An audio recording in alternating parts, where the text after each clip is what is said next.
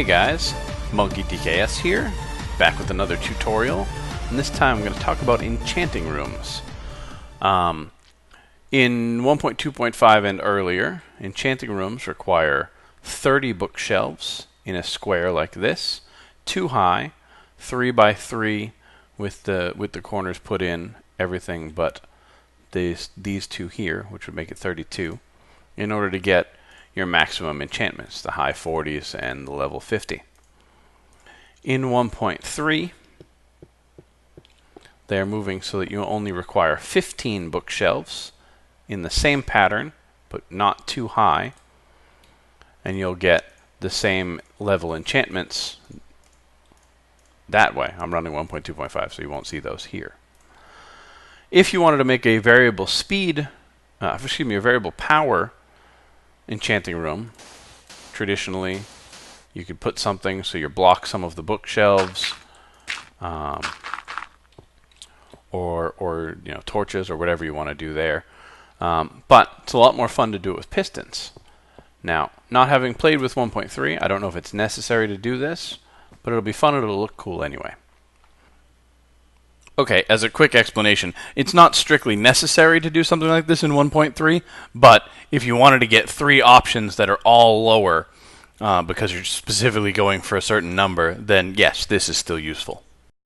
So what I have is an enchanting room with 12 pressure plates, and when I step on it, it'll actually expose some of the bookshelves. You can see it's a bookshelf there being hidden by a block of wood normally. So now I have an enchanting room in the floor.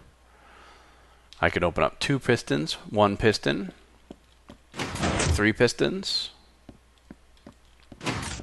or all of the pistons. And it's actually pretty easy to make. So let's come over here and we'll look at it. I'm going to represent my bookshelves using brick on this layer because underneath you can't tell the difference. So I have all of my bookshelves here in a ring. I have 8 sticky pistons surrounding the enchanting table there, which you can see in the bottom. Below that, I have a ring of blocks, and I used white wool in this case, with torches, constantly powering all of those, keeping those pistons extended. Now over here on my blue side, I'm just powering this 1 piston. So I have a repeater powering this block, which turns this torch off, which retracts this piston.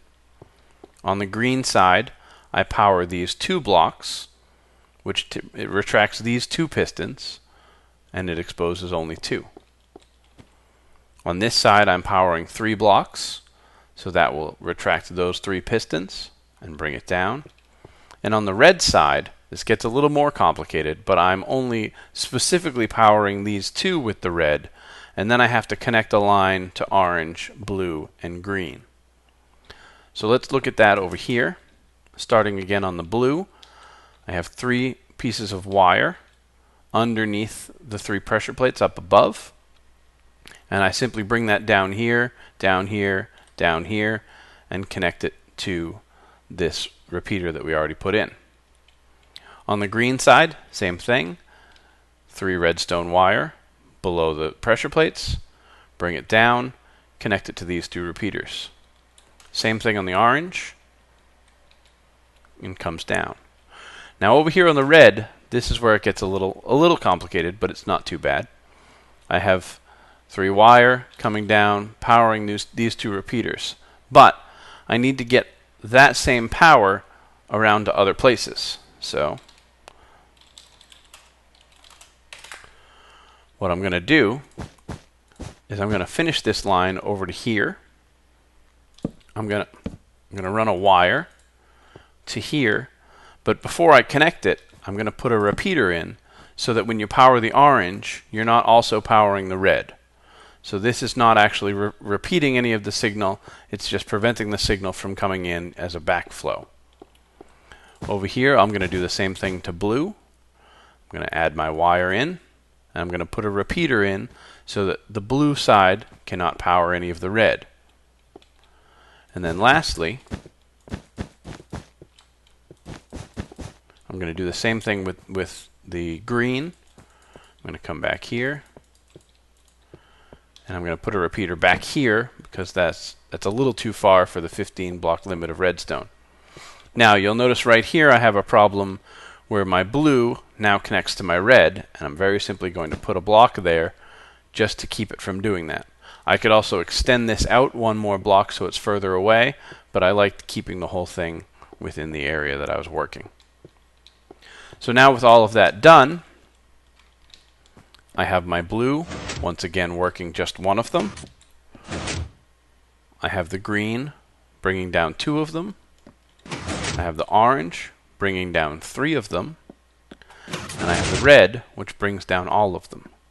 One last change that I would make is if you look really carefully, these 2 pistons that I'm powering directly from the red actually move 1 tick faster because I've added a repeater to each of the other lines.